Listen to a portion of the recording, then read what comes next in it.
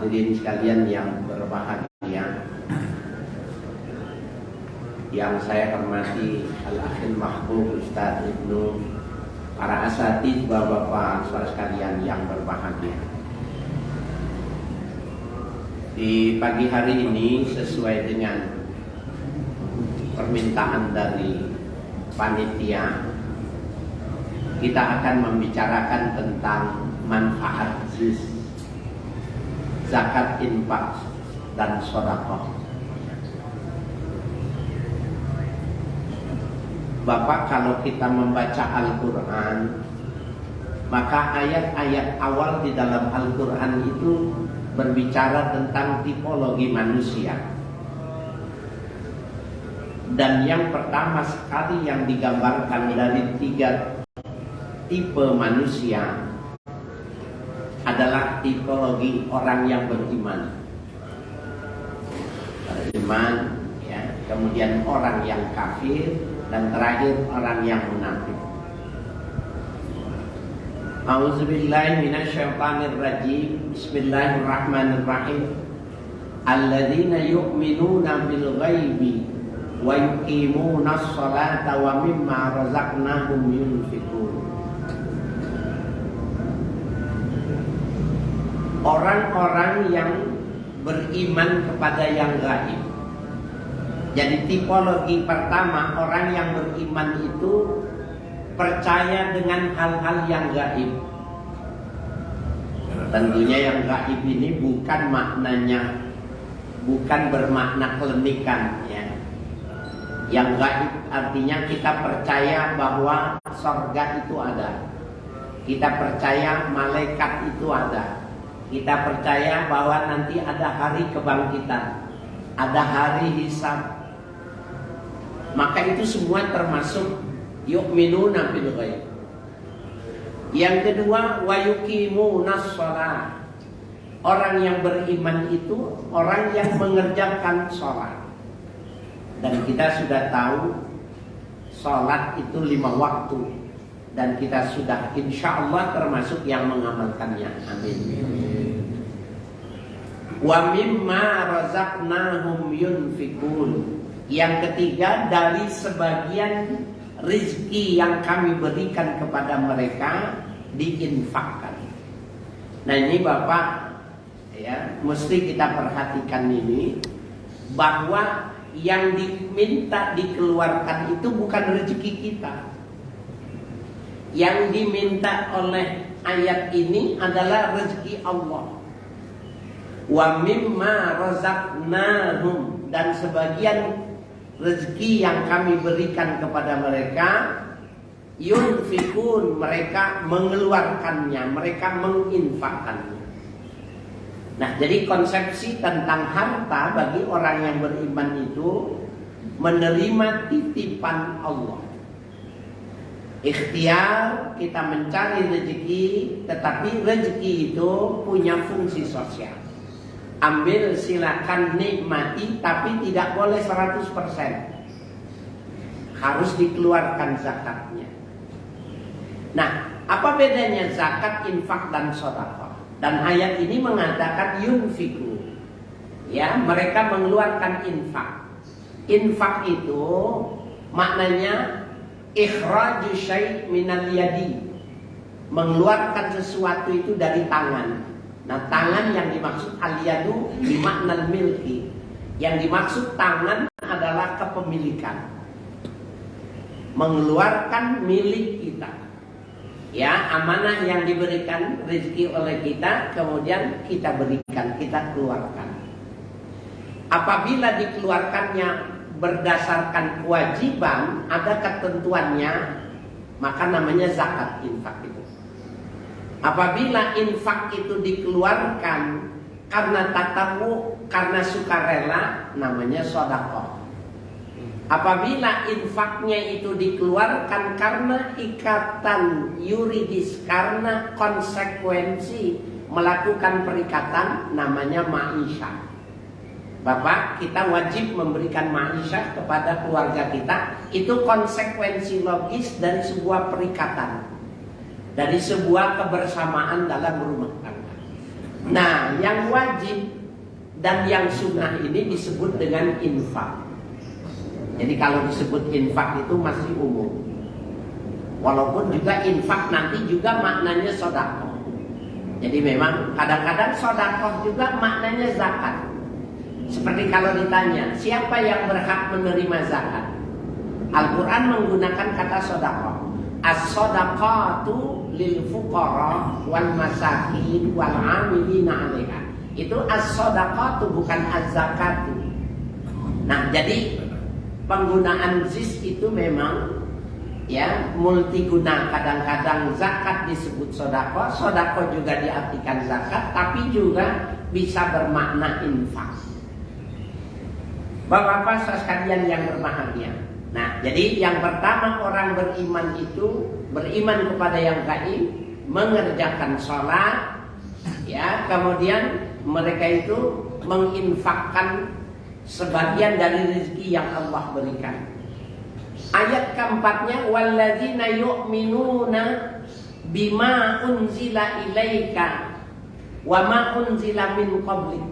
Ya, yang keempat itu mereka itu beriman kepada yang diturunkan kepada engkau ya Muhammad, Al-Quran. Wa ma unzila min qablik, dan beriman kepada kitab-kitab yang diturunkan sebelumnya. Wajib beriman kepada Zabur, Taurat, dan Injil. Wajib itu. Kemudian wabil akhirati ya yu'minu ya yuqinun ya wabil akhirati hum yuqinun. Dan terakhir yang kelima itu bahwa mereka terhadap hari akhir itu mereka yakin ada hari pembalasan. Nah, Bapak Ibu sekalian yang berbahagia, jadi diikat tuh. Kalau orang tidak mau bayar zakat, berarti sama saja dia mengingkari hari pembalasan. Sebab kalau dia yakin ada hari pembalasan, nggak berani dia tidak mengeluarkannya. Bapak sekalian, Ibu yang kami hormati, kalau dipilah ayat Al-Quran itu ada tiga hal yang tidak bisa dipisah. Yang pertama yang tidak bisa dipisah itu atiullah wa atiur rasul, itu nggak bisa dipisah. Orang yang taat kepada Allah wajib taat kepada Rasul. Nah, yang kedua, aqimus shalah wa atuz zakat. Dirikan sholat dan tunaikan zakat. Ini nggak bisa dipisah. Ibadahnya bagus, tapi tidak mau bayar zakat, muspro, nggak ada nilai yang dilakukannya. Nah, yang ketiga itu anishkurli waliwalidayk. Bersyukurlah kepadaku, kata Allah, dan kepada ibu bapakmu. Nah, kita bicara yang kedua, Bapak sekalian. Dulu pertama kali disyariatkannya itu berpuasa, kemudian disyariatkannya membayar zakat. Orang yang pertama menjadi amil zakat itu adalah Umar ibn Khattab. Rasul memanggil Umar dan Rasul mengajarkan bagaimana cara menghitung zakat. Maka Sayyidina Umar dengan beberapa orang yang dibantu berkeliling dari rumah ke rumah. Wajib membayar zakat. Ada di antara mereka 3 orang yang tidak mau bayar zakat. Ibadahnya bagus tapi tidak mau bayar zakat. Yang pertama Al-Abbas, paman Rasulullah, tidak mau bayar zakat. Yang kedua Khalid bin Walid, panglima perang yang disebut dengan ya singa padang pasir, tidak mau bayar zakat. Dan yang ketiga Ibnu Jabir, seorang yang tadinya miskin, minta didoakan supaya kaya, sudah kaya tidak mau bayar zakat. Ada 3. Maka berkeliling ya Sayyidina Umar setelah selesai menyetorkan kepada Rasulullah. Ya Rasulullah, ini hasil pengumpulan zakat. Ada 3 yang tidak mau bayar zakat ya Rasulullah. Siapa kata Rasul? Yang pertama Abbas. Maka Rasulullah mengatakan dia tidak wajib bayar zakat. Pamanku itu hartanya sudah kupinjam bahkan. Untuk 2 tahun membayar zakatnya itu aku yang meminjamnya. Maka aku wajib membayarkan zakatnya Al-Abbas itu tadi. Yang kedua siapa kata Nabi? Khalid bin Walid. Khalid bin Walid tidak wajib bayar zakat. Kenapa? Karena Khalid bin Walid adalah orang yang selalu ahli strategi perang, dan dia sudah mewakafkan seluruh hartanya fi sabilillah. Jadi dia orang yang tidak punya harta. Kalau perang itu Khalid bin Walid itu menyiapkan 100 ekor kuda, 100 pedang yang luar biasa dan beberapa peralatan perang. Kata Nabi, Khalid bin Walid tidak wajib mengeluarkan zakat. Yang ketiga siapa? Ibnu Jamil. Kata Nabi, itu nggak bisa. Dia kau paksa mengeluarkan zakat. Kenapa? Kita kasihan sama dia. Nah ini menarik Pak. Kalau ada orang tidak mau bayar zakat, sebenarnya harus kita kasihan sama dia. Nah, kenapa begitu? Kita lihat fungsinya zakat. Di dalam Al-Quran zakat itu khuz min amwalihim shadaqatan tutahhiruhum wa tuzakkihim. Allah mengatakan, ya Muhammad, ambil khuz min amwalihim, ambil dari harta mereka itu shadaqatan, sebagai sedekah, sebagai zakat yang wajib dikeluarkan, tutahhiruhum, untuk mensucikan jiwa mereka, wa tuzakkihim, dan membersihkan harta mereka. Jadi membersihkan jiwa dari sifat pelit dan membersihkan harta dari hal-hal yang haram, kotoran Pak. Bapak sekalian, zakat itu kotoran, harus dicuci. Dari mana dalilnya? Pada saat dikumpulkan zakat fitrah, dulu kan bangunan tidak seperti kita punya gudang. Salah satunya tempat menyimpan zakat itu di rumah Rasulullah yang kecil. Nah, zaman dulu orang makannya itu 2, gandum, makan gandum dan kurma. Maka wajibnya membayar ini. Maka ada beberapa tumpuk keranjang kurma yang disediakan. Orang bayar zakat. Cucu Rasulullah masih kecil itu, taruhlah sekitar 4-5 tahun, ngambil tuh makan. Ambil dimakan. Rasulullah lihat cucunya mengambil zakat itu, maka dipanggil, dipangku. Setelah dipangku diginikan. Diambil. Kormanya diambil. Rasulullah bilang ini, kih, jijik. Hadza awsakhun nas. Ini kotorannya manusia. La yasluhu li Muhammad wa ali Muhammad. Enggak boleh dimakan oleh Muhammad dan keturunannya Muhammad. Jadi sampai sekarang ini habaib syarifah itu enggak boleh makan zakat. Haram menurut mereka. Nah, Bapak saya sekalian, orang tidak bayar zakat, pasti dia bayar zakatnya di rumah sakit. Kenapa? Kotoran yang dia makan. Kalau dia tidak keluarkan zakatnya, pasti dia bayarnya itu di KPK. Dia bayarnya di kantor polisi. Kotor Pak. Dan puasa tidak menjadi bersih kalau tidak mengeluarkan zakat. Subhanallah Bapak Ibu sekalian yang berbahagia. Jadi betapa kita perlu ini. Orang-orang yang melakukan puasa wajib mengeluarkan zakat. Dan fungsinya adalah untuk membersihkan harta itu sendiri. Kalau orang tidak membayar, Bapak sekalian, kita seandainya ulama ini memberikan penafsiran, umpamanya kita menjadi bendaharawan di sebuah atau pada seorang yang kaya raya. Pembukuan kita yang pegang. Kita tahu persis bahwa bos kita ini tidak mengeluarkan zakat yang semestinya. Mestinya dia keluarkan zakat itu 100 juta. Tapi yang dikeluarkan hanya 50 juta.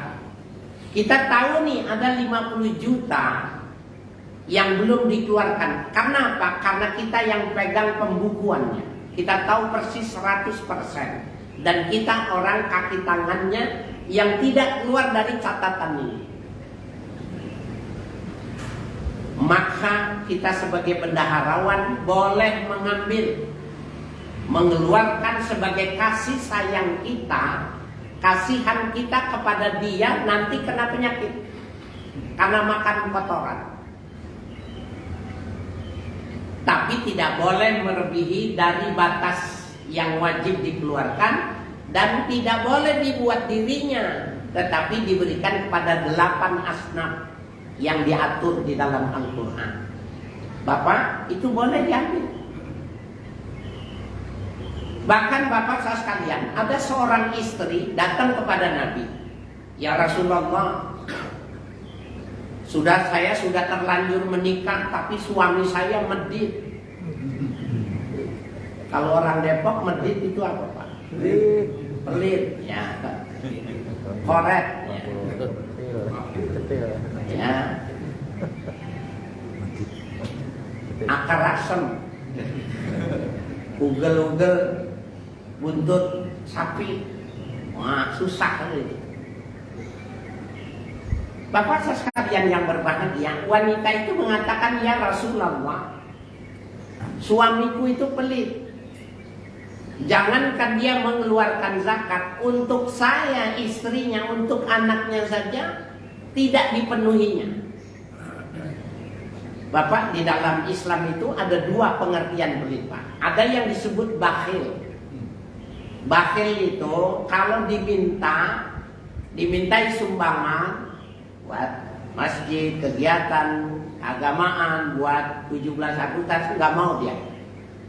Tapi makannya mewah, rumahnya bagus, kendaraannya bagus. Nah, orang ini namanya bakhil, pelit. Ada lagi orang yang namanya sahih. Kalau sahih itu maknanya bagus. Ya, sahih. Ini pakai shin. Sahih maknanya super pelit. Ya. Kenapa super pelit? Buat orang dia nggak mau nyumbang, buat dirinya juga pelit. Makannya ikan asin tiap hari. Sendalnya nggak ganti-ganti, ya udah miring sendalnya. Maaf nih, sarungnya bawahnya itu udah ngelinting. Ada nggak di sini Pak yang sahih Pak?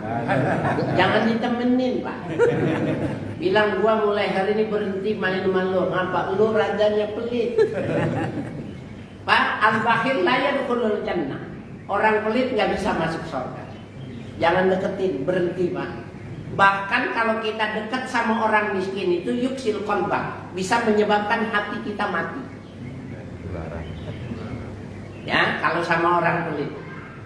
Jadi kasih tahu Pak, ya. Nah, wanita ini bilang, ya Rasulullah, suami saya itu pelit banget. Bolehkah aku mengambil? Ya, bolehkah aku mengambil dari hartanya karena aku tahu tempatnya? Ini memang nih urusan wanita nih Pak, mohon maaf. Saya dari tadi lihat ibu-ibu ini ada nggak sih Pak? Ada di bawah ya. Mumpung saya nggak lihat ibu-ibu nih, jadi saya mau kasih tahu nih orang ibu-ibu yang di daerah saya. Kita kalau di ibu-ibu di daerah saya ini, saya di Kebayoran Baru Pak, Gandaria 1, dekat Pak Zainuddin MZ itu. Ibu-ibu di daerah Kebayoran dekat saya itu, kalau suaminya naruh harta di mana aja dia tahu Pak. Itu bukan orang sini, bukan. Orang Kebayoran Pak. Cuma katanya pindahan dari sini.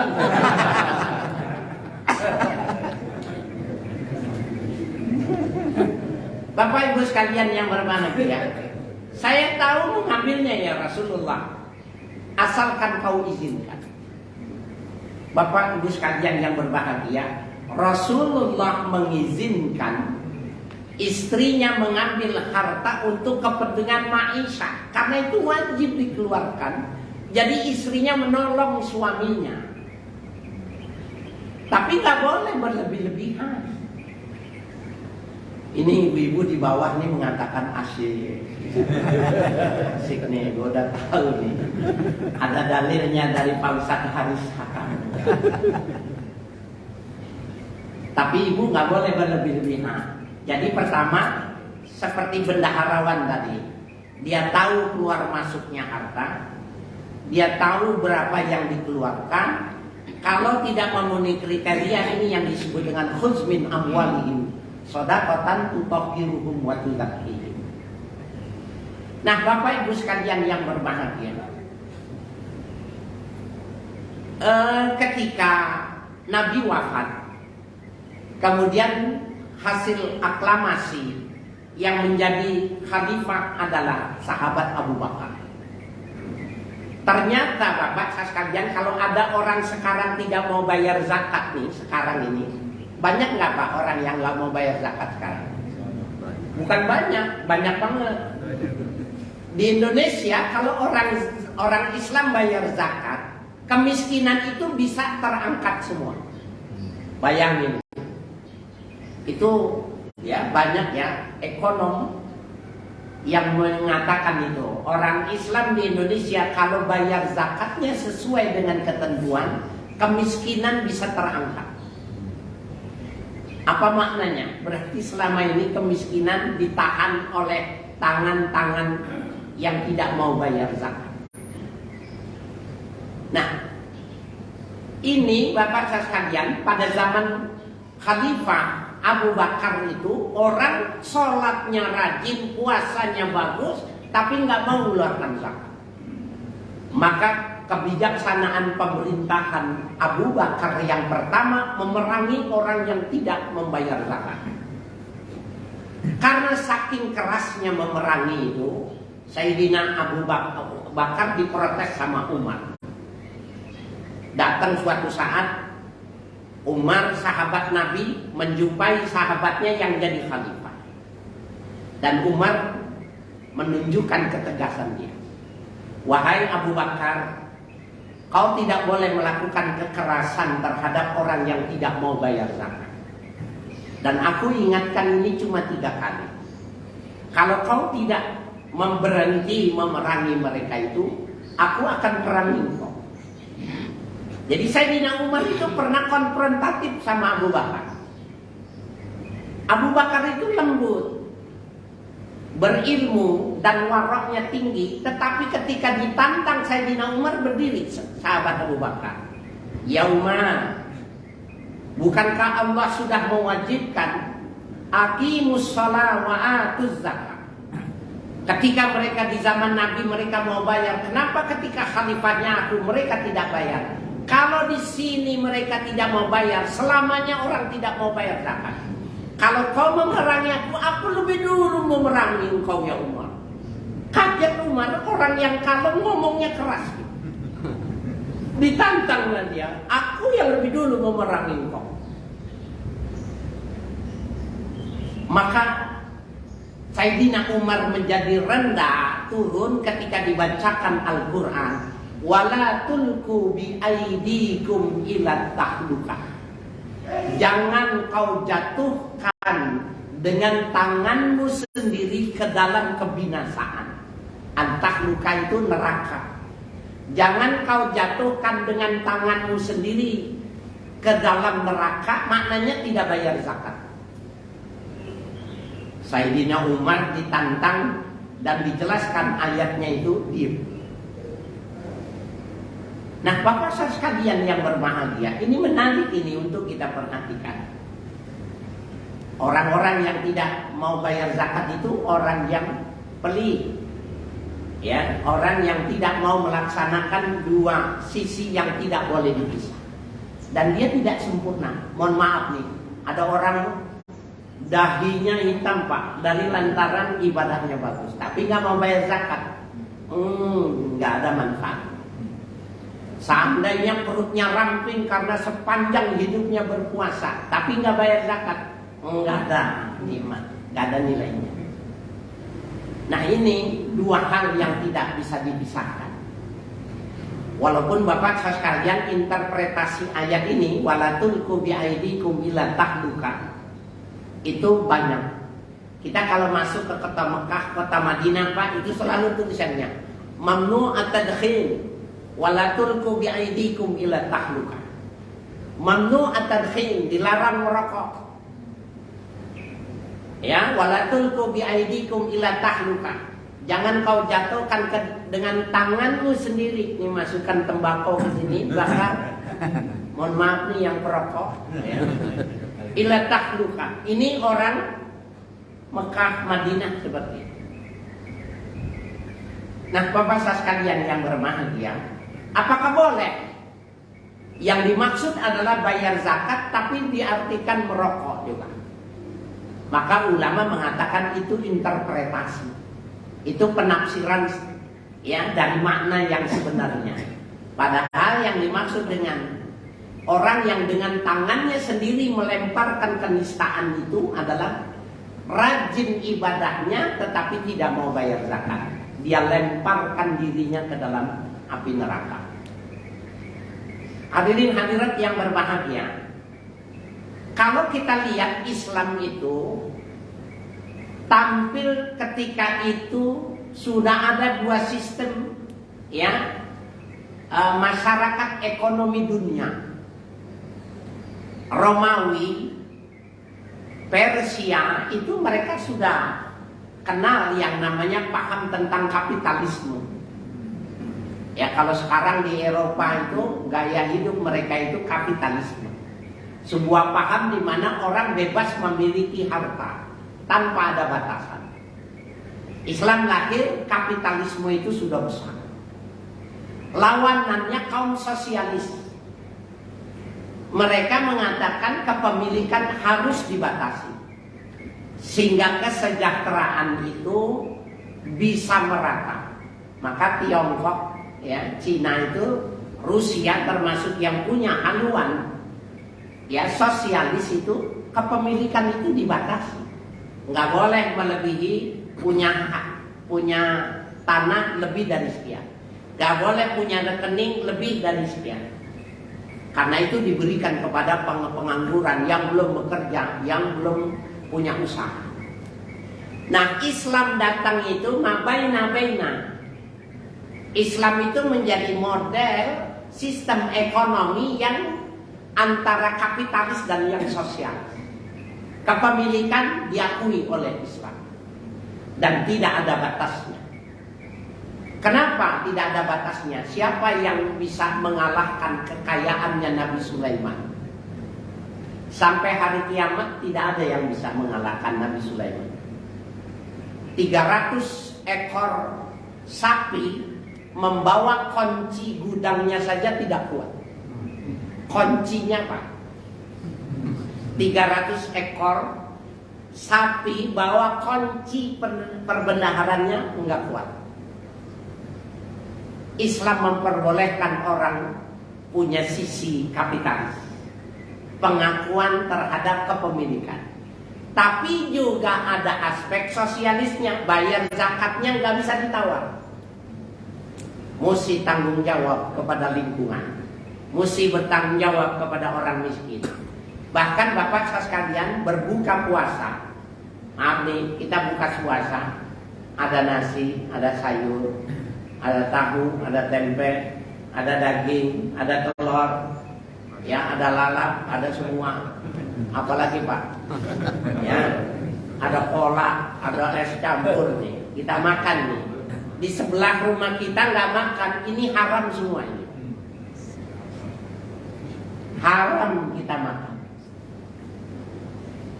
Di Bintaro, ya daerah Bintaro itu ada bagian itu yang masih berdekatan dengan tembok, ya perkampungan. Kan itu pembebasan pada awal-awal setelah Pondok Indah itu ya, Bintaro. Beberapa tahun yang lalu sebelum COVID-19 itu Pak, ada orang kaya ketika mau buka puasa itu, magicomnya hilang. Kepikir nggak Pak, banyak lauk tapi nggak ada nasinya. Hilang magicom. Kalang kabut Pak. Akhirnya marah ya, pembantunya suruh beli nasi.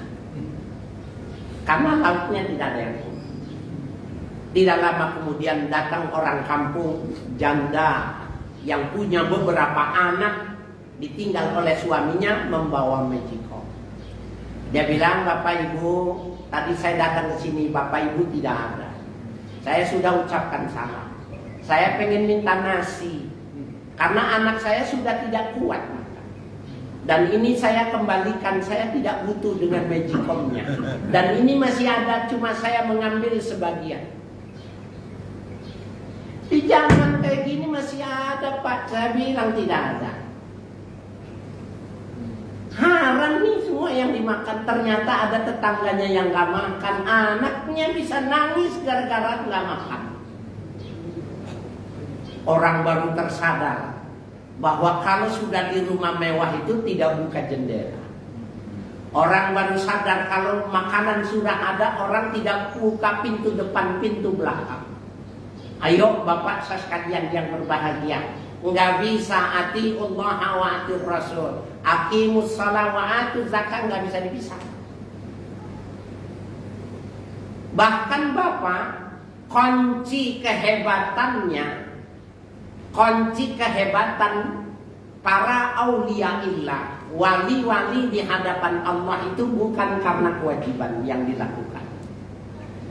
Nabi sebelum wafat berwasiat kepada Sayyidina Ali, Ya Ali, inna awliya Allahi la yanalu sa'ata rahmati rabbi bikasratil ibadah. Hai Ali, sesungguhnya kekasih-kekasih Allah, wali-wali Allah, mereka itu tidak bisa mencapai top keluasan kasih sayang Allah yang diberikan kepada dia. Maksudnya itu karomahnya itu. Mau berangkat haji, berangkat cuma merem bisa ke Mekah. Mau ya melakukan sesuatu dia bisa melakukannya. Kata Nabi, bukan likasratil ibadah karena banyak ibadahnya, bukan Pak. Walakin yanaluhu bisakhawah.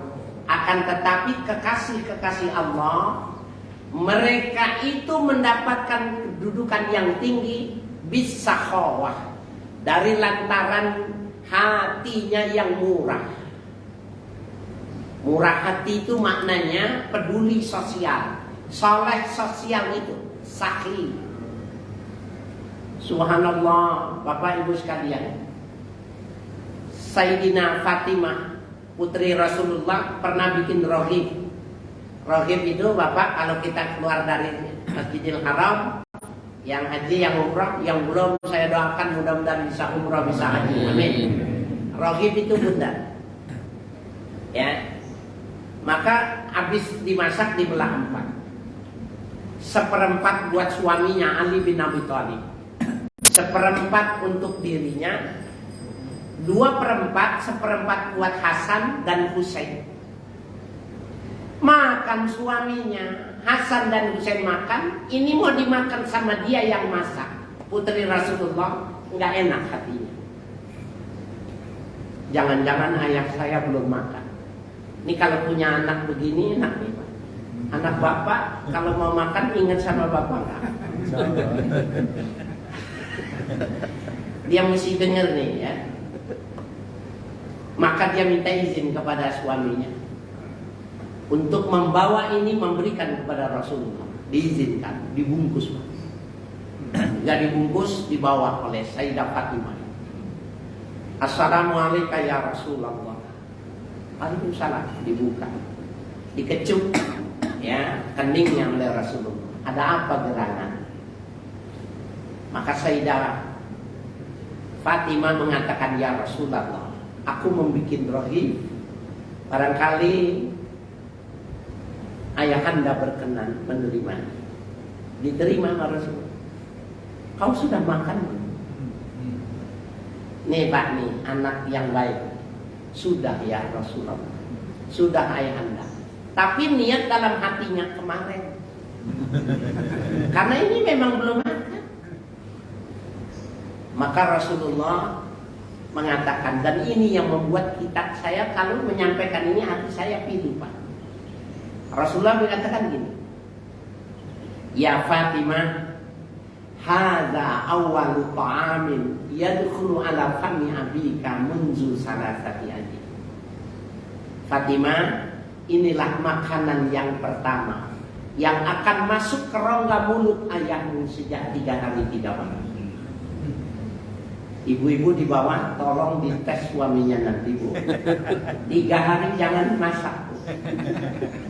Kira-kira apa yang terjadi? Insya Allah engsel pintu terlepas.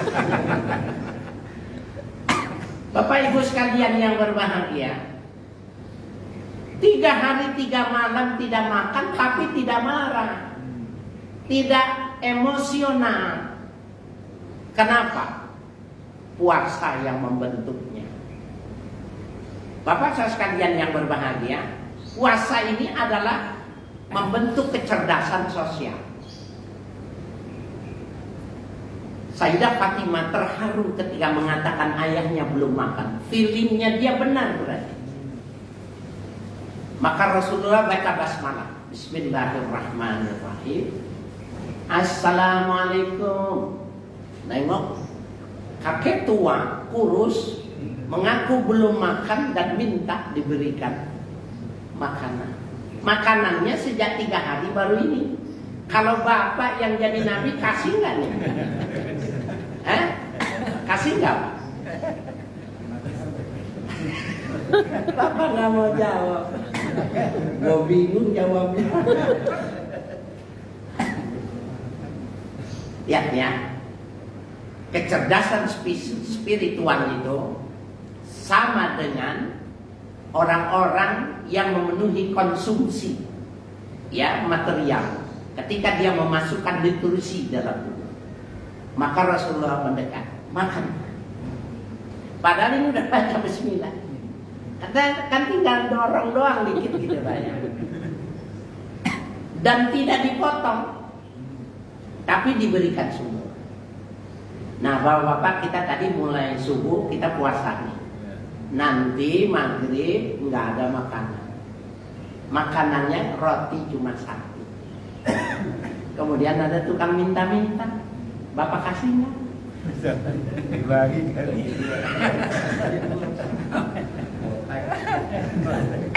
Berat kan? Subhanallah. Bapak, Ibu hadirin sekalian yang berbahagia, diberikan. Kenapa tidak lapar? Orang tidak lapar itu pertama karena makan. Yang kedua, orang tidak makan dan tidak terasa lapar itu ketika terkonsentrasi dengan satu hal. Yang ketiga, karena kecerdasan spiritual, puasa. Nah, sekarang kita lihat yang karena ya ada terkonsentrasi dengan sesuatu itu. Contohnya begini. Bapak kita punya gadis, biasanya pulang jam 3 sore sekolah. Kemudian udah jam 4, jam 5, setengah 6 belum pulang. HP-nya dihubungi mati. Ada yang lihat temennya bilang tadi digoncengin sama anak muda gondrong. Kemudian azan, Allahu Akbar, Allahu Akbar. Bapak lapar kan? Maghrib anak gadisnya belum pulang, bapak lapar kan? Enggak lapar Pak. Tidak lapar. Loh kan nggak diisi. Karena ada konsentrasi yang lebih kuat ketimbang lapar itu. Jadi lapar itu bisa diatasi dengan mengkonsentrasikan sesuatu. Itulah yang dilakukan para mutasawwifin. Orang-orang sufi itu makannya sedikit, kok nggak lapar, kok nggak jatuh gitu. Nah, dia mengkonsentrasikannya itu ya hanya untuk Allah, karena nikmat bersama Allah, kenikmatan duniawi hilang. Nah, yang ketiga ini yang disebut dengan kecerdasan spiritual itu, orang kalau berpuasa karena Allah, Pak. Kita ini udah hari keberapa nih? Hari ke-21 insyaallah. Hari ke-20 ya. Hari ke-20 Bapak sekalian yang berbahagia, kalau yang hitung 21 itu udah beli karcis, Pak. Ya, hitungnya udah 21. Jadi rumahnya, genteng rumahnya udah kelihatan, Pak. Bapak Ibu sekalian yang berbahagia. Nah, ini orang yang berpuasa itu kenapa Bapak tidak lapar?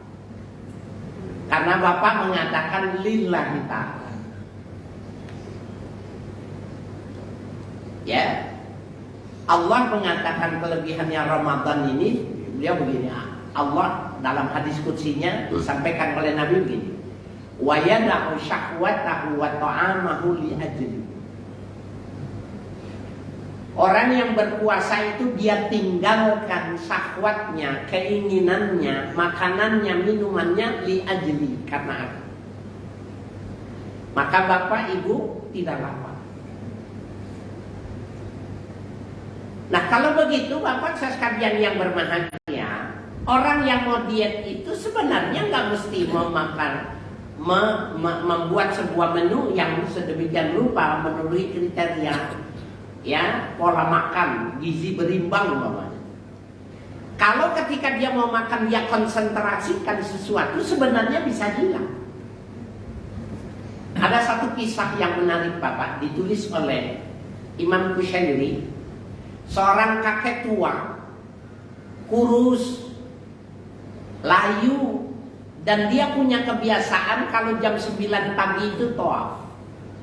Kebetulan ada ulama yang mengisahkan ini.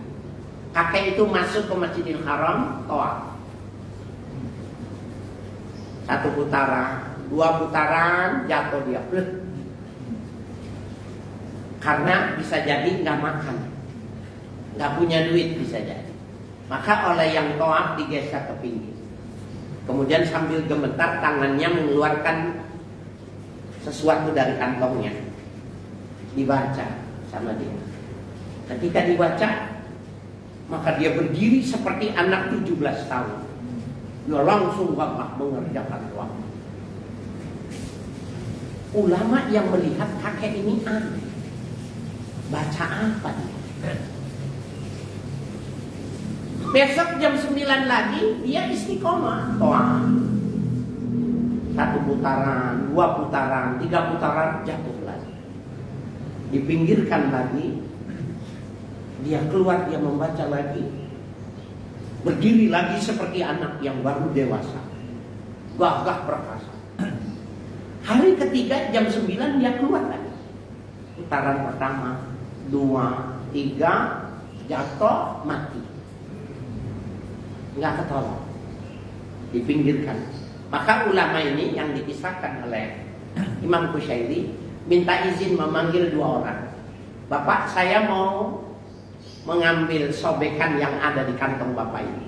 Tolong disaksikan, saya tidak ingin mengambil yang lain. Kenapa? Diceritakan. Bapak ini kalau habis jatuh membaca sesuatu itu, dia menjadi tegak berdiri. Yang lain menarik, oh iya Pak, silakan.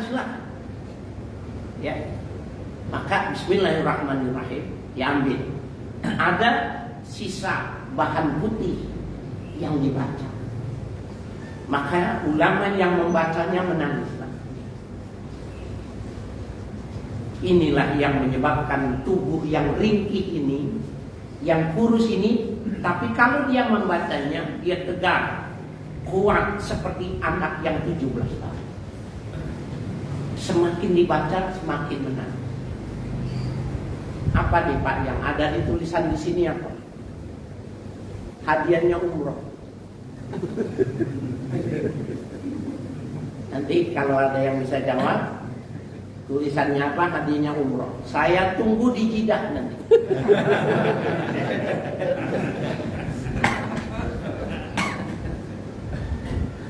Bapak sekalian yang berbahagia, ternyata tulisannya itu ini yang disebut dengan spiritual. Wasbir li hukmi rabbika fa innaka bi a'yunina. Sabarlah engkau dengan ketetapan Tuhanmu. Hari ini kau nggak punya makan, itu ketetapan Allah. Fa innaka bi a'yunina. Sesungguhnya kau tidak lapar, tidak punya makanan semacam ini bi a'yunina, dalam pandanganku. Jadi dia sudah merasa cukup ketika dia dipandang oleh Allah, dan itu yang menggantikan lapar. Nah, puasa ini Allah mengatakan wa yada'u syahwatahu wa ta'amahu li ajli. Orang yang berpuasa itu dia tinggalkan makan minumnya karena aku. Ini Bapak sekalian yang disebut dengan spiritual. Jadi kecerdasan spiritual itu mengesampingkan hal-hal yang sifatnya materialis. Udah syuruk ini. Udah habis. Silakan Bapak yang mau berdialog. Pertanyaannya syaratnya jangan sulit-sulit. Silakan. Ini nggak ada minum nih Pak.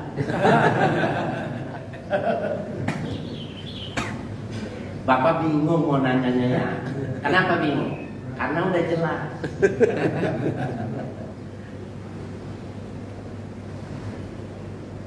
Halo. Iya. Ada pertanyaan. Kita pakai itu ya? Ada Panitianya. suaranya. Nanya maju. Ada yang maju. Penanya lagi ngantuk habis sahur.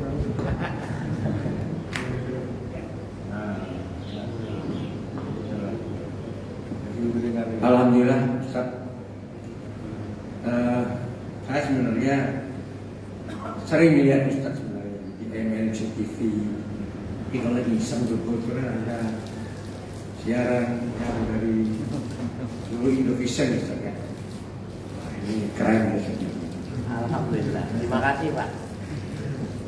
Gini Ustaz, tadi panjang ceritanya di samping zakat, infak, sedekah Ustaz ya.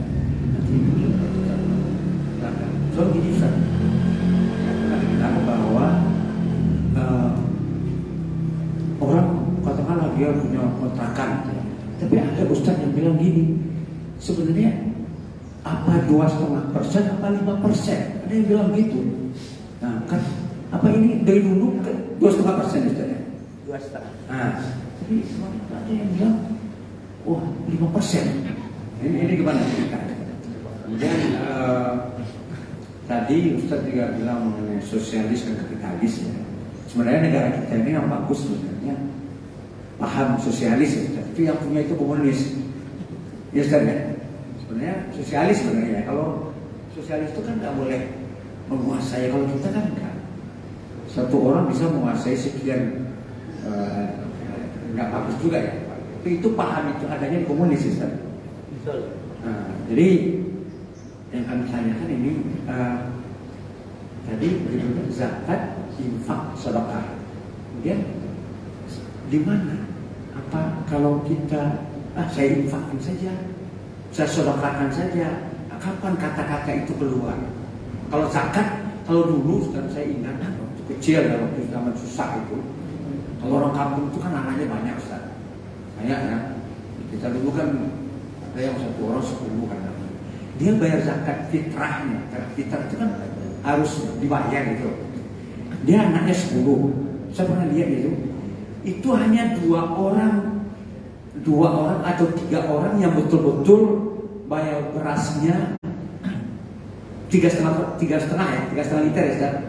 Yang lainnya itu saya lihat dia membayarnya ke gurunya itu. Gurunya itu 1 orang aja yang di kampung ini bayar ke kita zakat fitrah ke guru kita ini. Jadi kalau udah zaman itu pulangnya beliau dengan sepeda onta itu beras sudah numpuk di belakang. Karena beliau cuman ada ini Ustaz, anak yang pertama 3,5 juta. Kedua, yang ketiga nanti dia bayarkan harganya nggak sampai 3,5 juta. Kata-katanya dia ambil tangannya, terus dicelupkan ke dalam ini bu, zakat fitrah anak saya sebanyak duit, sebanyak uang. Nah, itu sah itu Ustaz dulu. Jadi nggak nilainya nggak 3,5. Paham Ustaz ya?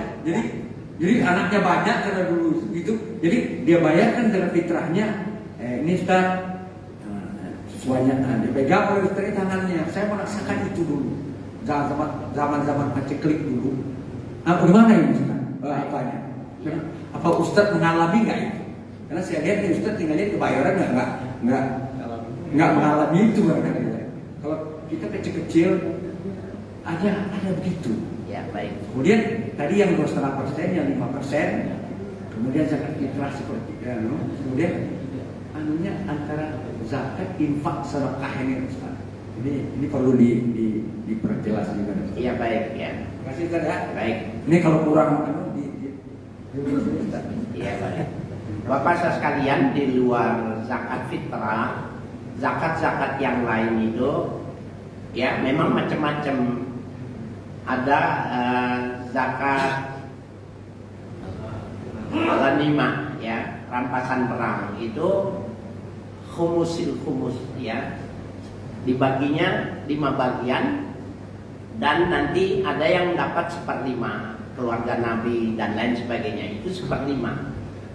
Ada yang 1/2 setengah dalam tijarah dan lain sebagainya. Itu biasanya orang yang berkewajiban berdasarkan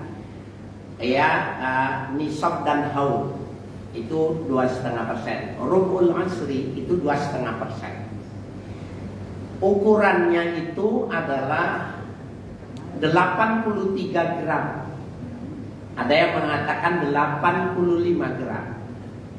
Itu yang menjadi ukuran emas. Kalau 83 gram 1 juta berarti orang yang berdagang, berniaga, berusaha mendapatkan keuntungan 83 juta, maka wajib yang mengeluarkan zakat. Kalau di bawah itu yang nggak wajib. Nah, bagaimana dengan 83 gram? Ketika mau, kalau Januari ketemu Januari lagi, namanya haul. Kalau Ramadan dia mulai usaha, ketemu Ramadan, namanya haul. 83 gram mau masuk Ramadan, jual 1 gram. Kan jadi 82 itu. Wajib nggak? Nggak wajib. Karena kurang 1 gram. Kata kita nggak wajib, tapi kata malaikat nih dia.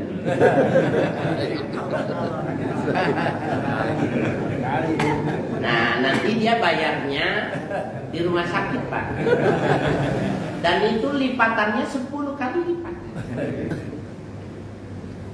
Tetap diambil karena dia makan kotoran. Nah, jadi yang 5% itu saya nggak tahu merumuskannya itu, tapi yang saya tahu itu 2,5%, 1/2. Kemudian kapan seorang mengeluarkan infak? Nah, infak yang dimaksud ini yang bukan yang wajib ya Pak ya. Setiap kali kita punya dapat rezeki,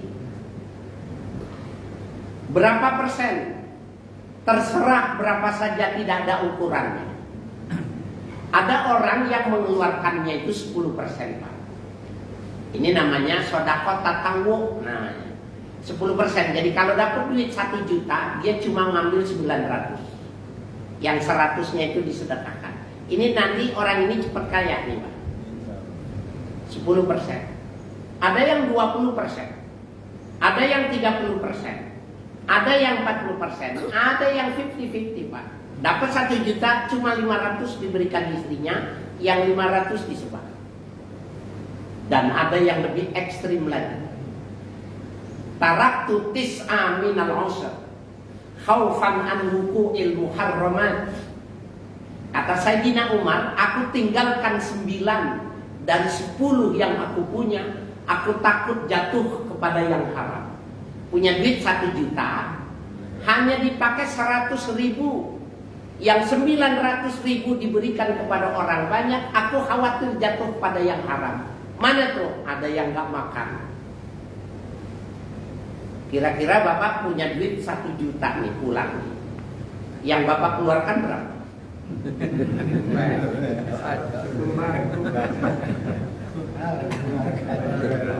Kalau mau ngikutin Sayyidina Umar, Bapak 100 saja. Yang 900 kirim. Tapi jangan ngomong sama istri Bapak. Punya duit 1 juta, ambil 100, 900 Bapak kasihin. Apalagi ngasihnya jandanya masih baru. Istri Bapak tahu insya Allah Bronto Yudo berangkat. Geger bumi gonjang ganjing. Memang susah Pak.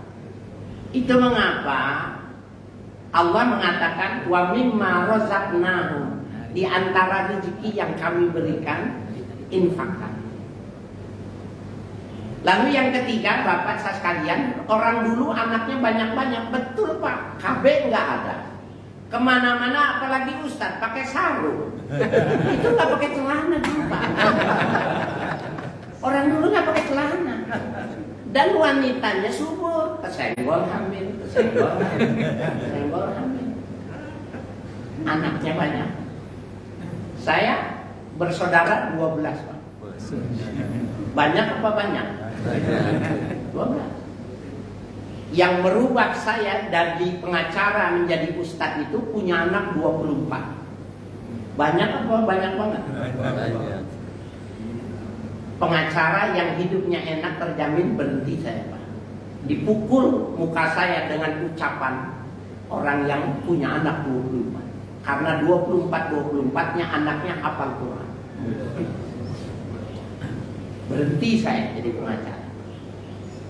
Nah kembali lagi, bagaimana orang yang anak banyak itu mengeluarkannya cuma 2, cuma 3. Lah kalau nggak punya duit, nggak bayar juga boleh. Tadi Khalid bin Walid kan nggak wajib bayar fitrah.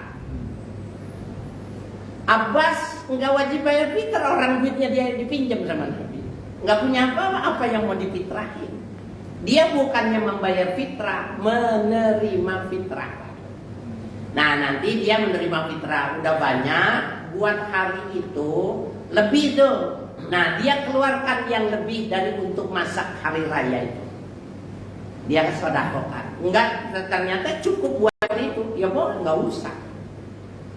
Bapak punya duit, ya punya beras untuk hari Ramadan, kita wajib mengeluarkan zakat fitrah. Kalau nggak punya, diem aja Pak di rumah. Tunggu ada yang datang. Tapi diberitahukan juga di speaker. Bapak ini ternyata nggak punya duit. Jadi ayo kita datang. Jadi begitu ya Pak ya. Sudah terjawab 3-tiganya ya Pak ya. Sampun Pak. Sampun. Monggo ya kita sedaya maca Al-Fatihah. Mugi-mugi kita sedaya diparingi Gusti Allah ibadahe kuat. Ya rezekine kathah nggih. Wa ila hadratin Nabi Muhammadin sallallahu alaihi wasallam al-Fatihah. A'udzubillahi minasyaitonir rajim. Bismillahirrahmanirrahim. Alhamdulillahirabbil alamin. Arrahmanir rahim. Maliki yaumiddin. Iyyaka na'budu wa iyyaka nasta'in. Ihdinas siratal mustaqim. Siratal ladzina an'amta 'alaihim ghairil maghdubi 'alaihim waladdallin. Bismillahirrahmanirrahim. Alhamdulillahirabbil alamin. Allahumma shalli ala nabiyyina Muhammadin wa alihi washabihi ajma'in. Allahumma barik lana fi Ramadan waj'alna fi Ramadan as-sha'imin al-musallin al-mukhlisin wa mimman yaqra'u Qur'an al-'azim was-shalawati 'ala an-nabiyil karim bijudika ya akramal akramin. Allahumma rzuqna rizqan halalan tayyiban mubarakan katsiran bijudika ya arhamar rahimin. Rabbana atina fid dunya hasanah wa fil akhirati hasanah wa qina azabannar. Wa sallallahu ala nabiyyina Muhammadin wa alihi washabihi ajma'in. Walhamdulillahirabbil alamin. Assalamualaikum warahmatullahi wabarakatuh. Waalaikumsalam warahmatullahi wabarakatuh.